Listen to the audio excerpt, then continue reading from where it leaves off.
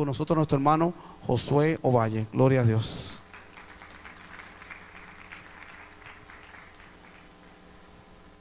Muy buenas noches, hermanos. El Señor les bendiga.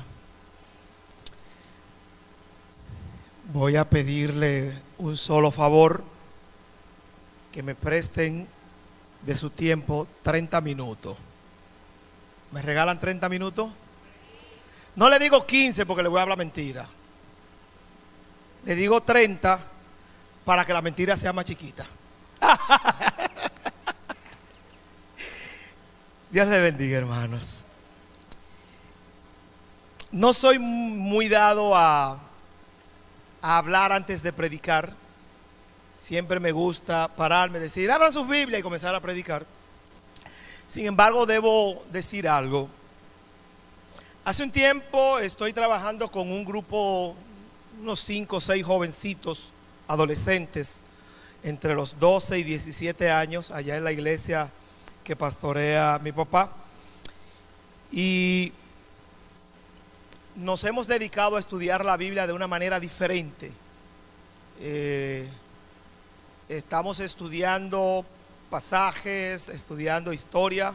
Recuerdo que cogimos la historia de José y duramos 6 meses estudiando a José.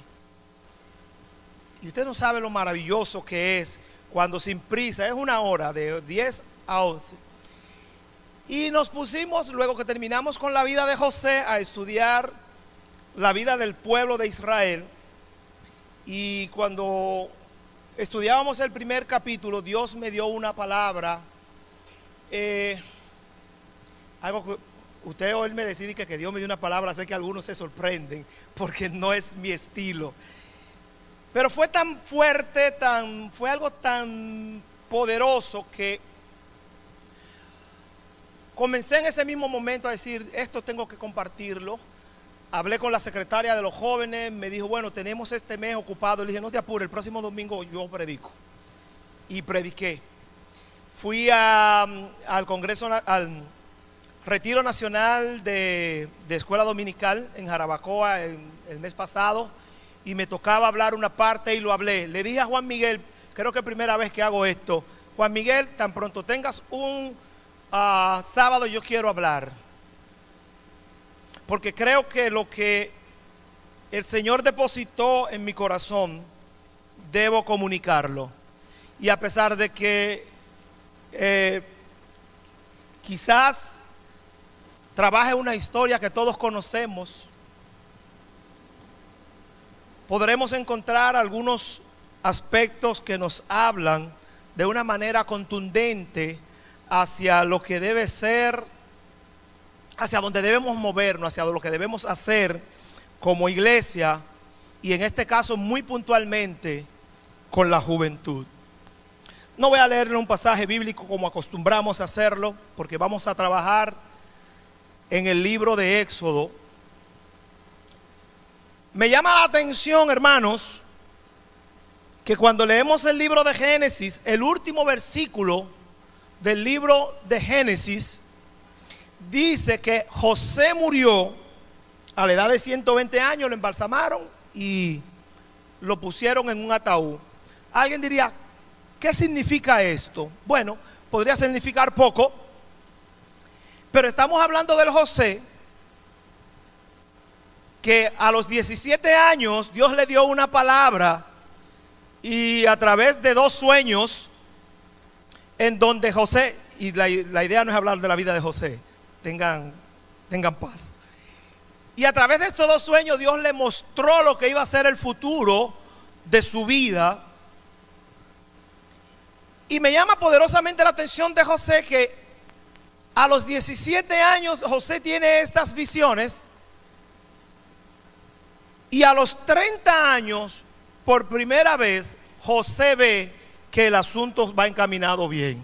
Se pasó 13 años en donde le quitaron su túnica de colores, lo echaron en una cisterna, lo vendieron a una caravana ismaelita y posteriormente lo vendieron en Egipto como esclavo, aunque prosperó. La esposa de Potifar le levantó una calumnia, volvió a la cárcel, ahora ya un esclavo y preso. Porque no solamente esclavo, ahora también preso. En la cárcel Dios le da la oportunidad de interpretar el sueño del panadero y el copero. Le dice al copero: cuando te restauren en tu posición, háblale de Faraón, háblale al Faraón de mí, porque yo fui tomado dentro de mi familia, de los hebreos, etcétera, etcétera. El copero se le olvidó y 2 años después todavía no le había dicho nada a Faraón.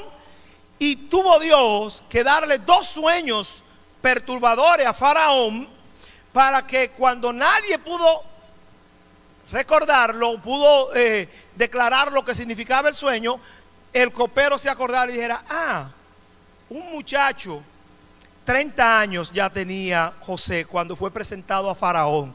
Habían pasado 17 años.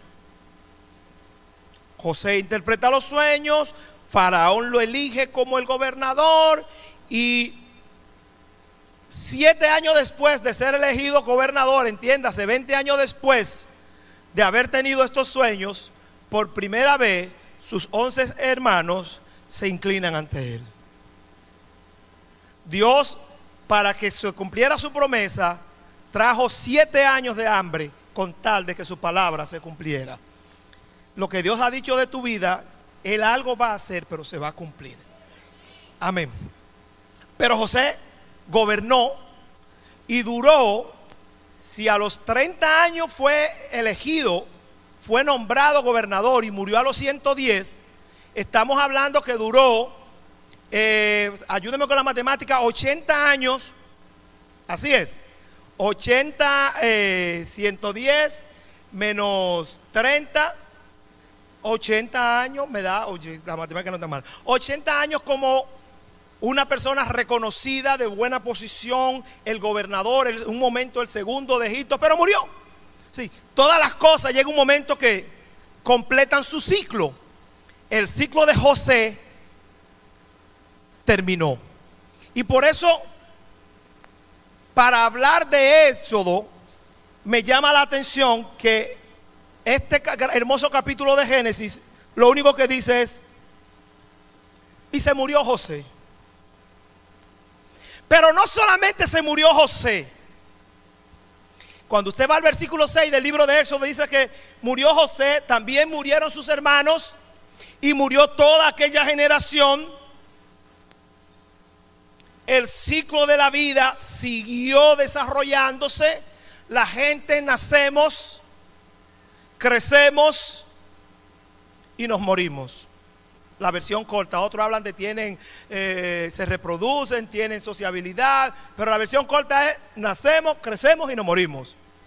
Todo ciclo termina ahí. José también terminó ahí.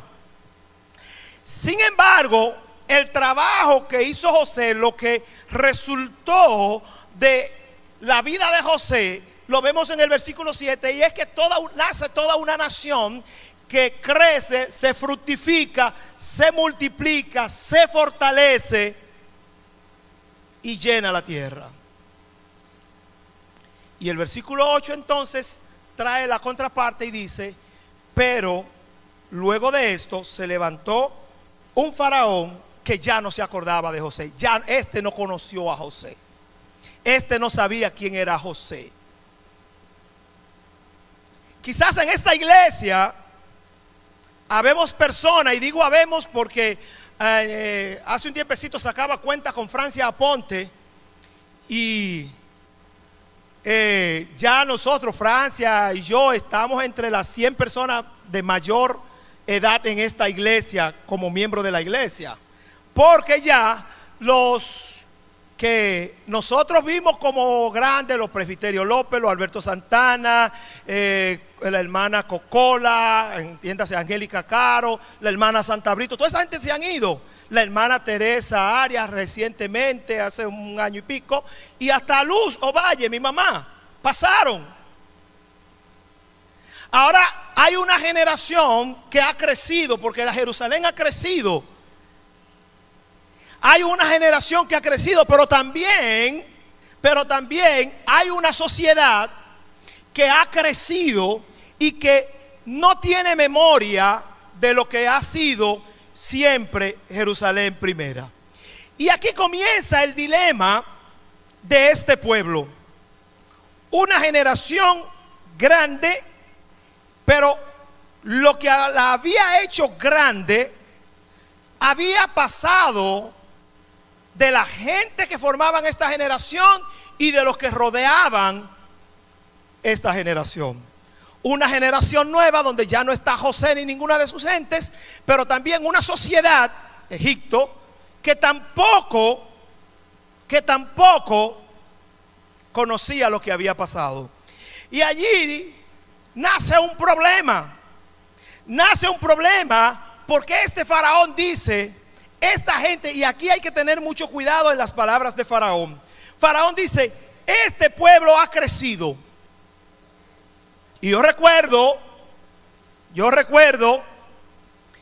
cuando siendo muchacho en esta iglesia, éramos un grupito, éramos la iglesia más grande del país y rondábamos los 300 miembros. No le estoy hablando de la era de la prehistoria, estoy hablando década del 70, década del 80, quizás ya en los 90 rondábamos los cerca de 500 miembros. Éramos poco, con poca fuerza. Pero de buenas a primeras, nuestra iglesia y el evangelio en sentido general dentro de nuestra ciudad y nuestro país crece. Y de ser 2 o 3, hoy a nivel nacional los evangélicos representamos más del 20% de la población. Y en lugares como Romana, incluso todavía más. Y este faraón dice, este pueblo ha crecido.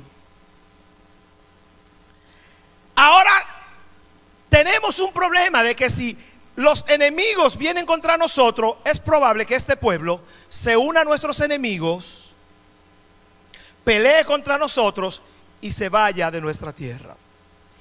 Él plantea un problema para la sociedad. Anteriormente, nosotros como cristianos, el problema es que éramos locos, éramos, incluso décadas muy atrás, decía que eran demonios, que tenían rabos, que los evangélicos eran un grupo de locos. Hoy de nuestras iglesias no se puede hablar así. Hoy somos muchos.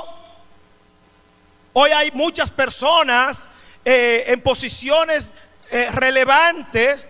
Hoy usted habla y cualquier iglesita, por pequeña, yo estoy en una iglesia aquí con mi papá que apenas rondamos las 100 personas. Y usted va y usted encuentra par de médicos, como 6 profesoras, un abogado, como 3 contables. La mitad de la iglesia es profesional. Y ahora Faraón tiene un temor con el pueblo y dice, este pueblo ha crecido, tenemos que establecer una estrategia. Y dice la palabra que decidieron oprimir al pueblo. Decidieron oprimir al pueblo. Y en la opresión pusieron cargas para que el pueblo no se pudiera desarrollar. Pero el versículo 12 trae la primera palabra que quiero dejarles a ustedes. Capítulo 1 de Éxodo, el versículo 12 dice, pero mientras más los oprimían, más el pueblo crecía. Si usted analiza la historia de la iglesia cristiana, el primer siglo de la vida de la iglesia cristiana fue perseguida. Fue perseguido Esteban y matado. Fue perseguido Pedro y matado. Santiago, Jacobo, Juan, el último de los apóstoles, que incluso fue desterrado a una isla solitaria. La iglesia sufrió persecución desde su mismo inicio.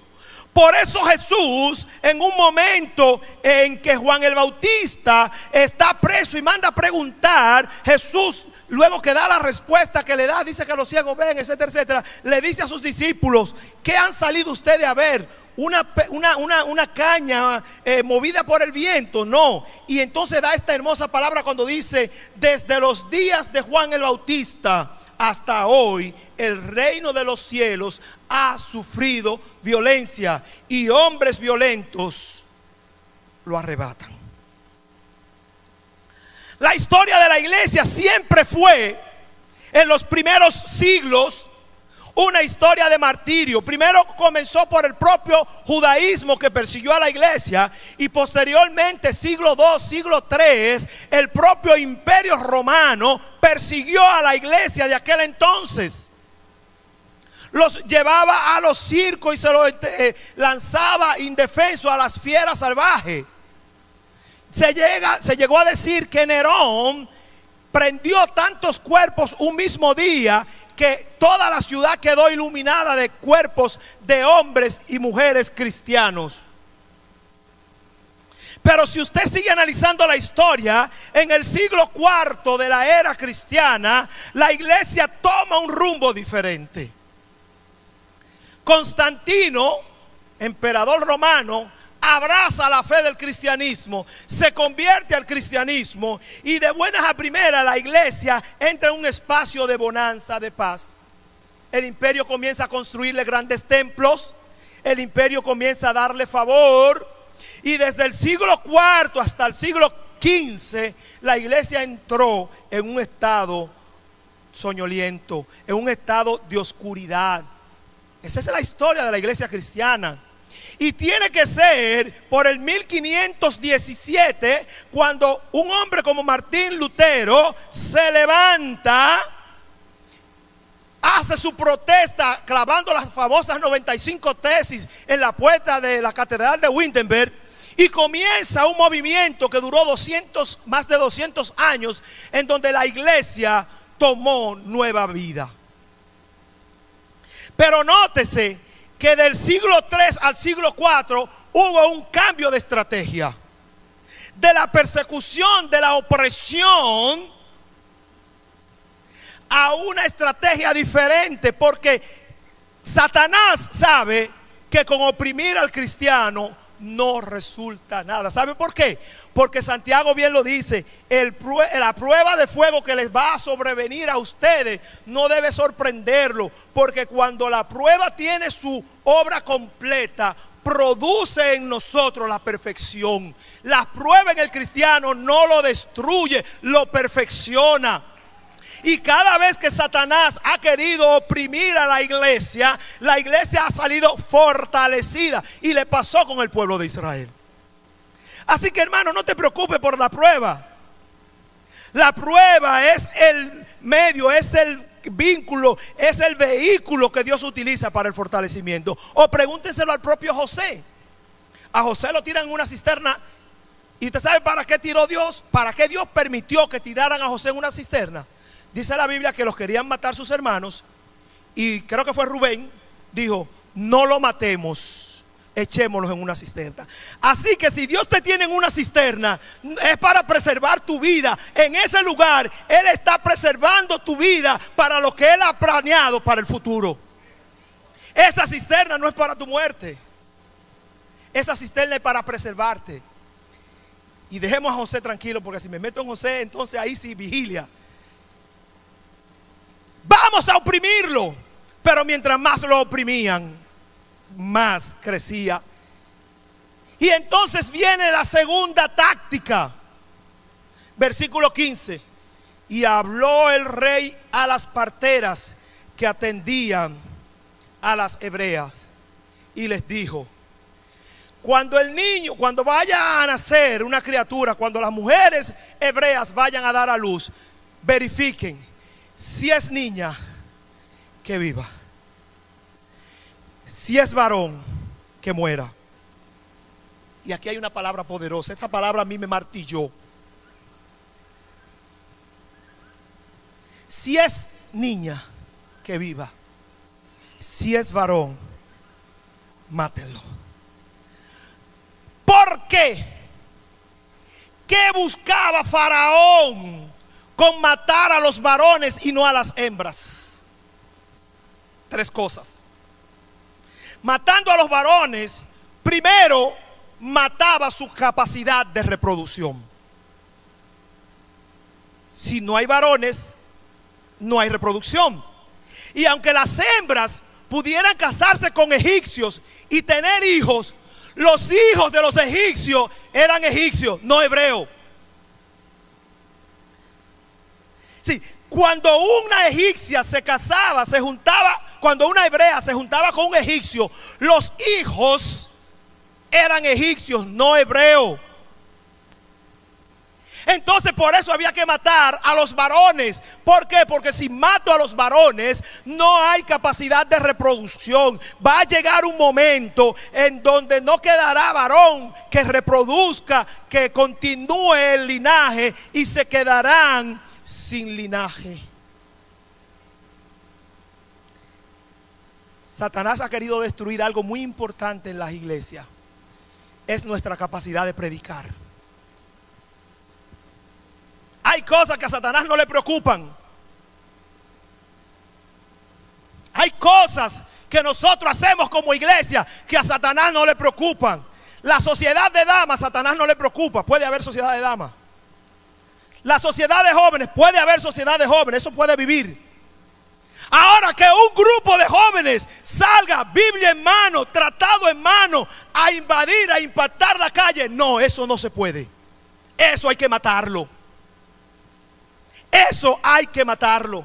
Lo segundo que él lograba con esto era robar su identidad. No es lo mismo ser cristiano de pura cepa, ser hebreo de papi y mami, como dijo en un momento Saulo cuando lo estaban cuestionando. Él dijo: yo soy hebreo de hebreo, circuncidado al 8º día. En cuanto a la ley, yo soy lo que soy. Pero cuando mi papá es egipcio y mi mamá es hebrea, finalmente ¿qué soy?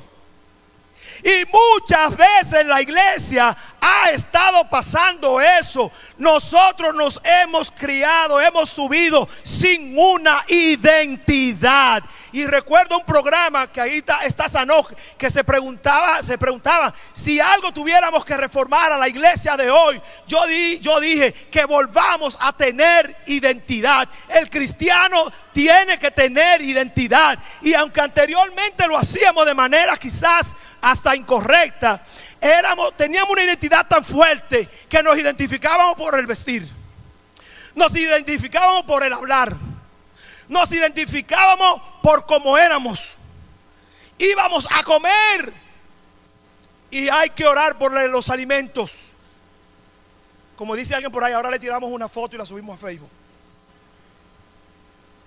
Donde llegaba un cristiano, decía: soy evangélico cristiano, porque lo primero que usted le veía era una Biblia de este tamaño arriba. Hemos perdido la identidad. Hemos sabido llegar a lugares en donde pasa como la famosa película aquella, que cuando alguien preguntó: ¿ahí es que vive un cristiano? La muchachita dijo: cristiano, ahí no vive ningún cristiano. ¿Cuál es mi identidad? Y entonces estamos viviendo en un mundo que tengo que vivir entre dos aguas, y mi identidad de cristiano no la sé. Eso quería. Fíjese que cada vez que Satanás ponía a un hebreo en situación de dificultad, lo primero que hacía era cambiarle su identidad. A José, con todo y su sueño, con todo y en lo que Dios hizo, le cambiaron el nombre Sanat Panea. Y fíjese que cuando vino la repartición de la tierra, no hay una tribu de José, la perdió. Gracias al Eterno que los dos hijos de José, Efraín y Manasés, encontraron heredad dentro del pueblo. Porque a pesar de todo, hubo un momento que hasta José perdió su identidad. Cuando se sentaron sus hermanos, él no pudo comer con sus hermanos porque era incorrecto un egipcio. Entonces ya José no era hebreo, no, era egipcio. Quería que el pueblo perdiera identidad. Y tercero, quería quitar a todo el que se le opusiera. Su problema era: los varones son los que van a la guerra. Y si siguen creciendo los varones, el día que tengamos pleito, esta gente va a pelear contra nosotros. Todo lo que se le oponga a Satanás, todo lo que le plantee la guerra a Satanás, él no lo quiere. Por eso, y excúsenme jóvenes, muchas cosas pueden vivir y a Satanás no le preocupa.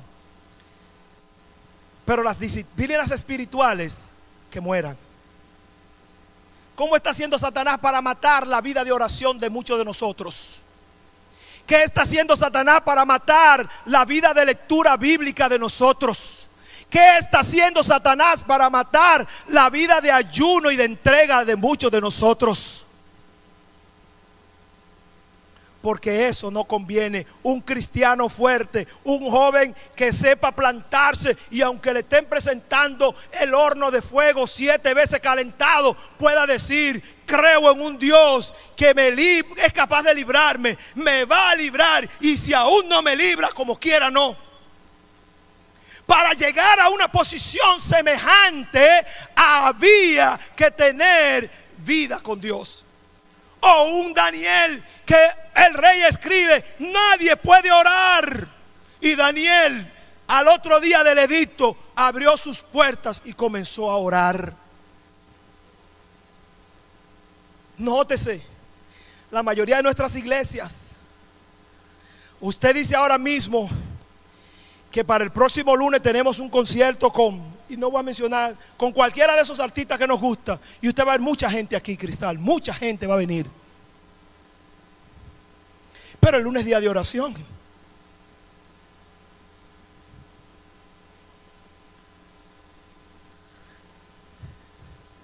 Los jueves son días de estudios bíblicos. ¿Y dónde estamos muchos de nosotros en el tiempo de oración, en el tiempo de estudio? Usted me diría: ay, que tengo otras ocupaciones. Esa es la estrategia. Eso tiene que acabarse. Y nótese que muchas iglesias se han visto precisadas a quitar esos espacios. Porque total, la gente no va. Allí donde yo estoy, a veces yo estoy, que damos estudio los jueves a los adultos, los domingos con los niños y los adolescentes.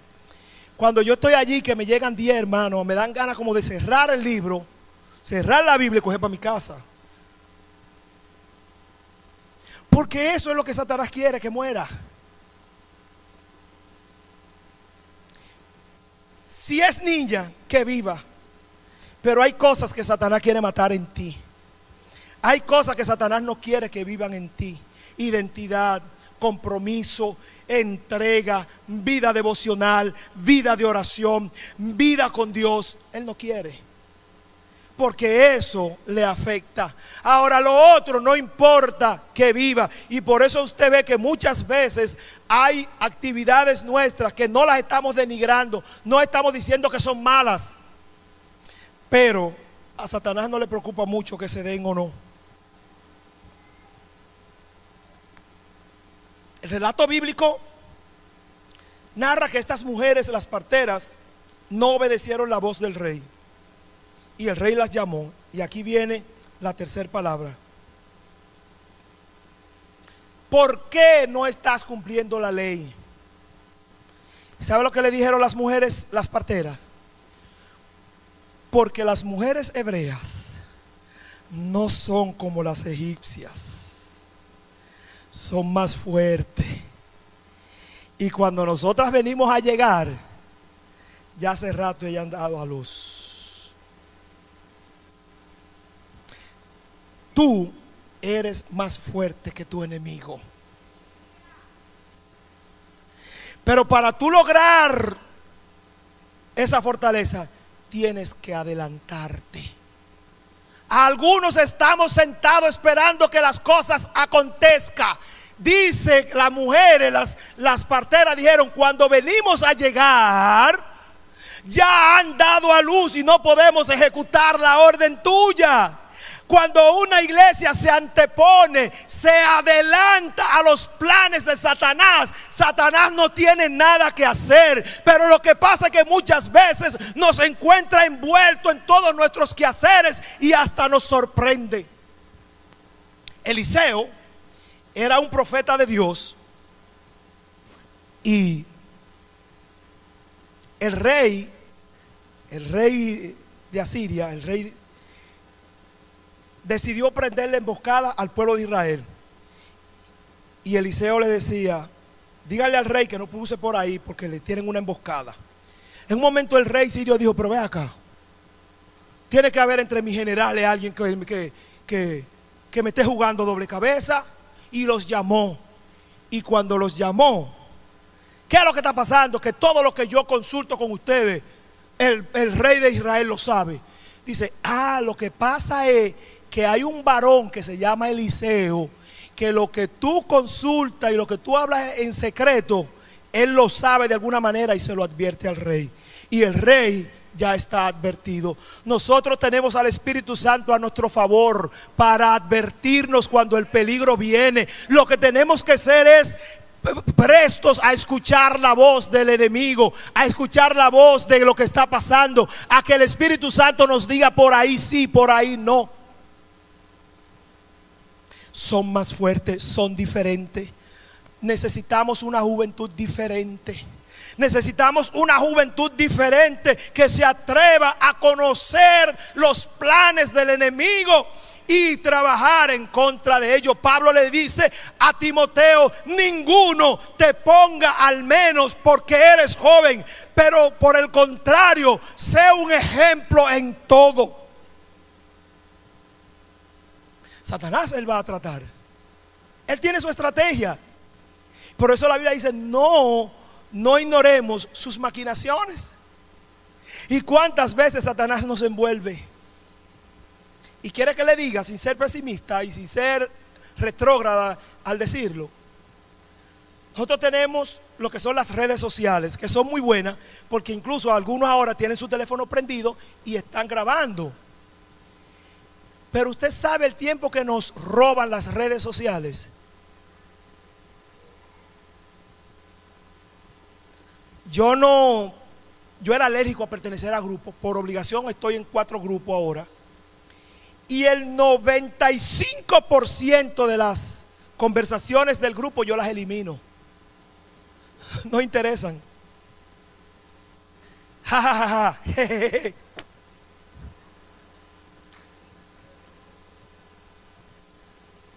Sí. Y mándaselo a 10 y verá lo que va a pasar.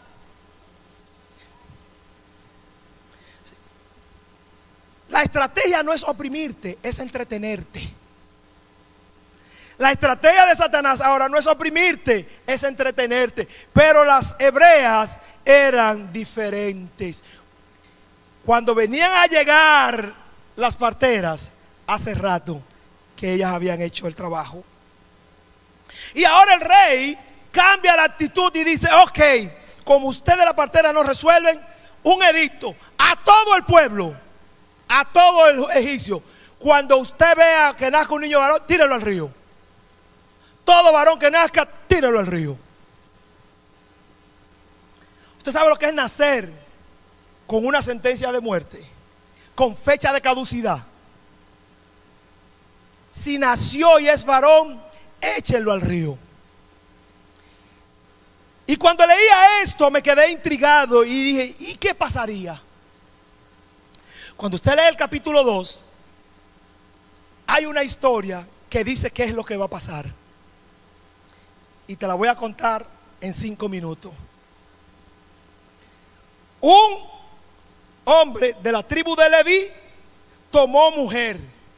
Así dice la Biblia, capítulo 2 de Éxodo. Y tuvo un niño. Y lo escondió. Lo guardó. Pero sigue diciendo, pero siendo ya muy peligroso mantenerlo, habían pasado 3 meses. ¿Cómo ella se ingenió? Imagínese usted un muchachito de 3, 4, 5 días, llora. Pero ella duró 3 meses con él escondido. Y logró preservarlo. Pero viendo que era muy peligroso, dice que preparó una arquilla, la cubrió con brea y la puso en unos carrizales. Otras versiones dice a la orilla del río donde había muchas matas, muchas hierbas, mucho junco. Y mandó a su hija María a que cuidara y viera lo que iba a pasar. La sentencia era: todo varón que nazca, ¿a dónde había que echarlo? Y ahora María acaba de echar a su hijo al río. María no, Jocabé, que era la mamá, María era la hermana, su hijo al río. Usted diría, ¿y qué está diciendo Josué? Afuera hay un río que en algún momento vamos a tener que ir a él. Joven, hay un momento que vamos a tener que salir a esas calles donde atracan, a esas calles donde violan, a esas calles donde hay problemas. No nos pueden mantener en una burbuja. Yo soy padre y sé lo que les digo. Cuando mis hijos tenían 5, 6, 7, 8 años, yo los traía a la iglesia y se acababa el culto y me lo llevaba. Ahora tengo yo que estar a las 10 de la noche. Josuecito, ¿por dónde viene? Está muy tarde, coge para tu casa. Helen, son adultos, tienen vida. Ah, papi, que estoy aquí con uno. Ah, pero el hermano fulano me vaya. Ah, bueno, si te traen montado, ok. Porque tiene que estar allá afuera. ¿Cuál es la diferencia entre la sentencia y la decisión de esta mujer?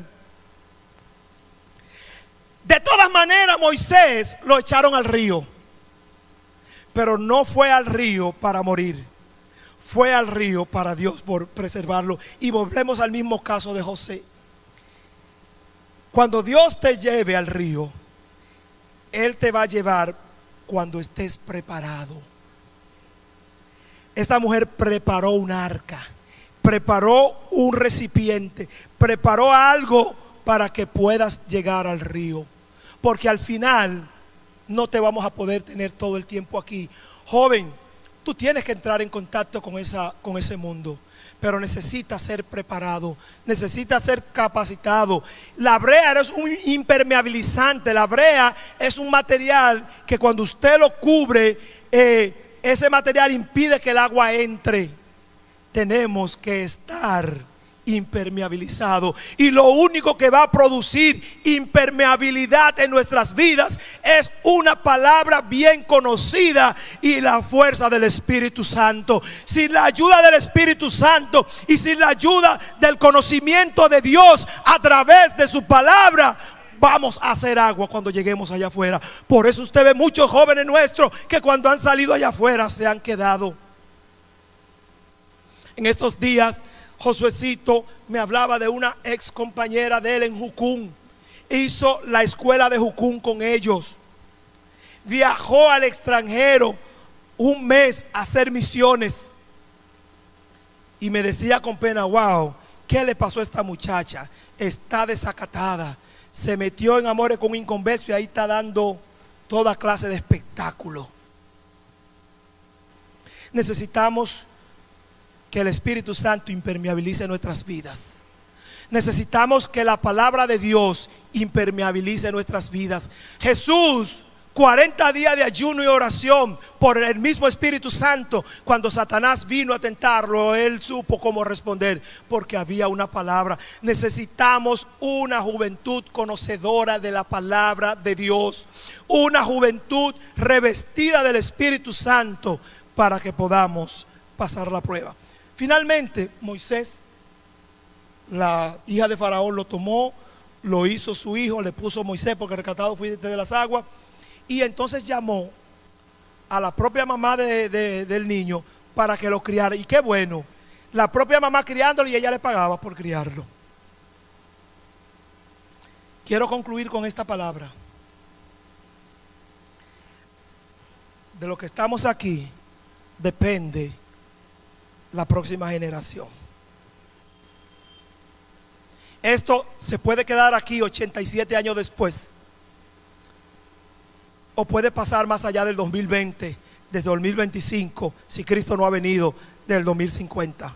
Pero va a depender de cada uno de nosotros. El diablo ha puesto precio a tu cabeza, joven. Miren, y lo que voy a decir es fuerte. Nosotros tenemos al copastor Pedro Antonio aquí. A mi entender, Pedro Antonio no se va a descarriar nunca. Un hombre que ha hecho toda una trayectoria, todo bien. Pero el hermano Pedro Antonio le podemos dar una expectativa de vida de ¿cuánto? De 10 años, hermano Pedro. Digamos 10, 15. Porque usted se pasó de robusto, porque los más robustos llegaban a 80, ya el pastor va por los 70 y pico largo, ¿verdad? 7'5". Si le damos 15 está en los 90. Puede llegar ahí. Pero va a morir un momento, igual que José y su generación, él va a tener que pasar. Ahora, ¿qué va a pasar con los Moisés de este tiempo? Esta iglesia necesita a Moisés que sobrevivan a una demanda del diablo de destruirlo, que sobreviva a una sociedad que quiere amarrarlo, que quiere atraparlo. Tiene que venir una generación de Moisés que sobreviva. Tú y yo no podemos perecer en este proceso. Estamos obligados a sobrevivir. No podemos perecer. Estamos obligados a sobrevivir, porque de nosotros depende el evangelio de los próximos años. No podemos permitirle al diablo que se salga con la suya. Así que hagamos lo que tenemos que hacer. Metámonos con Dios. Permitamos que la iglesia nos forme. Muchos de los que están aquí tendrán que levantarse como los próximos líderes, para que cuando, y de los varones que están aquí, para que cuando venga las elecciones de la directiva de caballeros del 2025, hayan hombres como Ricardo Santana, hayan hombres como Fray y otros que puedan decir: yo asumo el reto de guiar a los caballeros, a los hombres de honor de la iglesia de Jerusalén al próximo destino. Que cuando se haga una elección de damas, haya mujeres como Elizabeth, como Cristal y como Malvia y otras que ya hayan sido preparadas, capacitadas para llevar el evangelio, porque los que estamos aquí vamos a pasar. Los que estamos aquí pasamos, y Satanás se la cogió con ustedes, y él está apostando a que ninguno de ustedes sobreviva. Ninguno de ustedes que sobreviva. Hay que matarlos, hay que cortarlos, hay que detenerlos, hay que anularlos, hay que traerle conflictos, hay que ponerlo a que ellos mismos se descalifiquen. Pero tú estás obligado, no puedes. Este es un asunto que no es irrevocable. Aquí no hay forma de salirse de esta. Estás obligado. Estás llamado a sobrevivir. Tienes que hacerlo, porque este evangelio, Jesucristo dio una promesa. Cuando Pedro dijo: tú eres el Cristo, el Hijo de Dios viviente, Jesucristo dijo: y sobre esta roca edificaré mi iglesia, y ni las puertas del infierno prevalecerán contra ella. Lo único que puede detener a la iglesia de Jesucristo, ¿usted sabe quién es? La propia iglesia. Sonó raro, ¿verdad? Lo único que puede detener el avance de la iglesia de Jesucristo es tu actitud. ¿Cómo vas a responder a lo que el diablo se ha planteado? No podemos. Y esto no es un asunto de que no me gusta, de que sí me gusta. No podemos. Estamos obligados.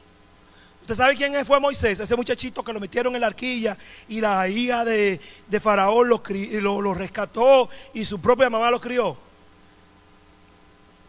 80 años después, Dios le dijo: he escuchado el clamor de mi pueblo y te escogí a ti para que lo liberes.